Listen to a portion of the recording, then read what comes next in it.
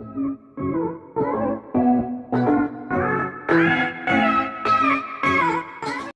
वालेकुम। एक दफ़ा हज़रत इमाम गज़ाली रहमतुल्लाह अलैह की महफ़िल में कुछ लोग इस बात पर बहस कर रहे थे कि सबसे बड़ा कारनामा क्या है।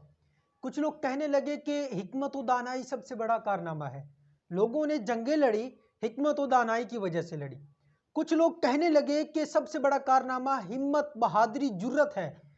जिन लोगों ने जंगें लड़ी वो हिम्मत की बिना पर लड़ी, जुर्रत की बिना पर लड़ी, हौसलों की बिना पर लड़ी। तो इमाम साहब उन तमाम लोगों की बहस सुन रहे थे। लोग बहस में मशगूल थे कि एक शख्स ने पूछा, हजरत आप क्या कहते हैं कि सबसे बड़ा कारनामा कौन सा है?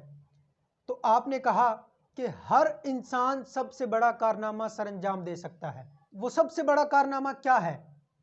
अगर आप लोग अपने दिल और ज़बान को काबू में रखते हैं तो आपने सबसे बड़ा कारनामा सरंजाम दिया। यानी कि हमारी ज़बान अगर कंट्रोल में है और दिल कंट्रोल में है तो हमने सबसे बड़ा कारनामा सरंजाम